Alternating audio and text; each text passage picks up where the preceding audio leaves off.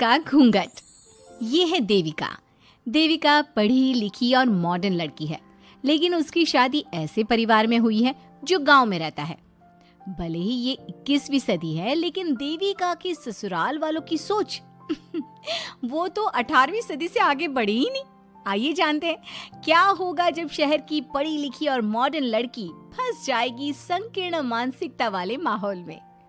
सागर, ये तुम्हारे गांव में सबने इतने लंबे लंबे घूंघट क्यों कर रखे हैं? और ये सब मुझे इतना घूर घूर कर क्यों देख रहे हैं? अरे यार, तुम भी घूंघट कर लो ना, इसीलिए तो देख रहे हैं सब तुम्हें। कम ऑन सागर, मैं घूंघट नहीं कर सकती। तुम्हें पता है ना मैं कौन हूँ। लेकिन देविका, मेरे पिताजी, चाचा जी, बड़े भैया और जीजा जी ने तुम्हें बिना घूंघट के देख लिया ना तो बहुत गुस्सा होंगे और न जाने कौन कौन से फरमान सुनाएंगे। घर चलो, देखा जाएगा जो होगा। सागर देविका से कई बार कहता है कि वो घूंघट कर ले, लेकिन देविका सागर की नहीं सुनती और अपने ससुराल के दरवाजे पर पहुंच जाती है। जब देविका वहां पहुंचती है तो देखती है कि उसकी सास बिमला, चाची सास कम्मो और जेठानी सुजाता ने लंबा सा घूंघट कर रखा था, पर उनकी ननद वीना ने घूंघट नहीं किया हुआ था। लेकिन हाँ, उसने सर पर सलीकी के साथ दुपट्टा जरूर ओढ़ा हुआ था। सागर अपनी पत्नी को सबसे मिलवा रहा होता है, तभी सागर के पिता जोगिंदर बोलते हैं, सागर, तूने बहू को इस घर के तौर तरीके नहीं समझा। हमारे घर की औरतें बिना घूंघट के किसी पर आए मर्द के सामने नहीं आती और तू इसे ऐसे ही ले आया। पिताजी, मैं समझा दूंगा। वो नई नई शहर से आई है ना, इसलिए उसे पता नहीं है। सागर की बात सुनकर उसके चाचा जी महेंद्र बोलते हैं, ये बात तो तुझे गांव में कदम रखते ही अपनी बीवी को समझानी चाहिए थी। हमारा गांव में बहुत नाम है। तेरी बीवी ऐसे गांव भर में घूमेगी तो क्या इज्जत रह जाएगी हमारी।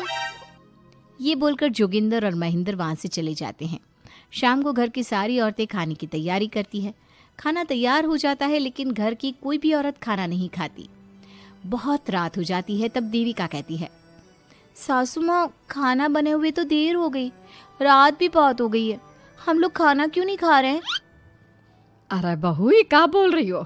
हमारे यहाँ घर की औरतें तब तक खाना नहीं खाती जब तक घर के मर्द खाना ना खा ले। लेकिन इतनी देर हो गई, आप सबको भूख नहीं लग रही क्या? तभी देविका की जेठानी सुजाता कहती है, लग तो रही है, लेकिन यहाँ की यही रीत है, ये निभानी तो पड़ेगी ना। भाभी जी, ये रीत नहीं है, औरतों को प्रताड़ित करने का एक तरीका है। अगर इस घर के आदमी पूरी रात नहीं आए तो आप पूरी रात खाना नहीं खाओगी क्या? देविका ये बोलकर सीधा सागर के पास जाती है। सागर उसे समझाता है, देविका, यहाँ ऐसा ही होता है, तुम थोड़ा सब्र कर लो, पिताजी और चाचा जी आते ही होंगे, फिर हम सब खाना खाएंगे। सागर देविका को समझा ही रहा था, तभी देविका की ननद वीना आकर कहती है, सागर, खाना खाने आ जाओ, पिताजी और चाचा जी आ गए हैं। चलो देविका, तुम्हारा इंतजार खत्म हुआ। सागर खाने के लिए बैठ जाता है। जब सब खाना खाने बैठते हैं तो देविका भी बैठ जाती है। सागर धीरे से उसे कहता है, अरे देविका, ये क्या कर रही हो? तुम इस तरह हमारे साथ खाना नहीं खा सकती।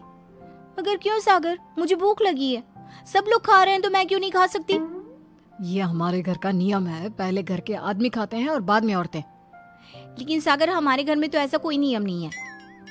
देविका और सागर में बहस छिड़ जाती है। तब सागर का बड़ा भाई कहता है, सागर, तेरी बीवी को एक बार में समझ में नहीं आता क्या कि इस घर की औरतें मर्दों के खाना खाने के बाद ही खाना खा सकती है? भैया, मैं देविका को यही समझा रहा था। मुझे तो लग रहा है कि इसके दिमाग में कोई बात ही नहीं बैठती एक बार में।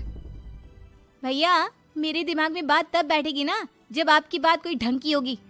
अरे आखिर क्यों घर की औरतों को आप लोगों की बात खाना मिलेगा? हाँ, अब से पहले घर की किसी औरत ने घर की किसी मर्द से इस लहजे में बात नहीं की थी, इसलिए वो सब देविका की बात सुनकर हैरान रह गए। तभी सागर की जीजा और वीना के पति कल्याण जी कहते हैं, ये क्या है सागर, इस घर की दीवारों को औरतों की इतनी ऊंची आवाज सुनने की आदत नहीं है। अपनी बीवी को बोल जरा होश से काम ले और चुपचाप चली जाए।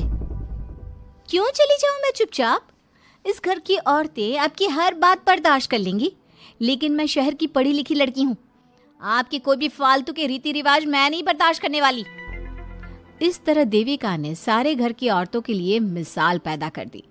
जोगिंदर के घर में पहली बार किसी महिला ने विरोध का स्वर उठाया है, ये बात घर के किसी मर्द को बर्दाश्त नहीं हो रही है। तभी जोगिंदर कहता है, महेंद्र, मोहन, इस बेशर्म लड़की को कमरे में बंद कर दो और आज इसे कोई खाना नहीं देगा। अगर किसी ने इसे खाना दिया तो मैं उसे जिंदा नहीं छोड़ूंगा। महेंद्र और मोहन उसे कमरे में बंद कर देते हैं और उसे खाना भी नहीं देते। रात के 3 बज जाते हैं। भूख की वजह से देविका को नींद भी नहीं आती। तभी उसे कुछ महसूस होता है। ऐसा लग रहा है कोई दरवाजा खोल रहा है, लेकिन इतनी रात को कौन हो सकता है? कहीं सागर तो नहीं? देविका उम्मीद भरी नजरों से दरवाजे की तरफ देखती है, लेकिन दरवाजा खोलने वाला सागर नहीं बल्कि विमला और कम्मो है। माँ जी, चाची जी, आप दोनों? बहू, ये ले, हम तेरे लिए खाना लाए हैं, खा ले। और ये बात ना तो किसी को बताना मत कि हमने तुझे खाना दिया है, नहीं तो हमारे मर्द मार मार कर हमारा बुरा हाल कर देंगे। माँ जी, आप यहाँ इतना घुट घुट कर क्यों रहती हो? देविका, अब तू भी इस घर की बहू है, तू भी हमारी तरह रहना सीख ले। इस घर के कायदे कानून अपना ले। इस घर के मर्द तो कभी बदलने वाले हैं नहीं बहू, तो तू ही बदल ले अपने आप को। माँ जी, बदलाव अच्छे के लिए हो तो हमें बदलना चाहिए, बेकार और बेतुकी बातों का तो विरोध करना चाहिए। दोनों ने देविका को समझाने की कोशिश की, लेकिन देविका ने उल्टा उन्हें ही समझा दिया। इसी तरह एक दिन देविका किसी बात पर जोर जोर से हंस रही थी। तभी देविका की सास विमला ने उसे टोकते हुए कहा, अरे बहू, तू इतनी जोर जोर से क्यों हंस रही है?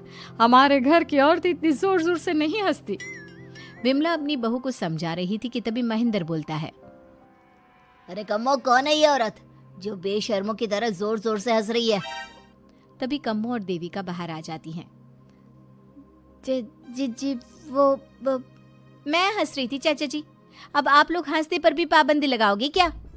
तुम जैसी बदतमीज लड़कियों से मैं बात नहीं करना चाहता, लेकिन कान खोलकर सुन लो, इस घर की औरतें इतना जोर जोर से नहीं हंसती।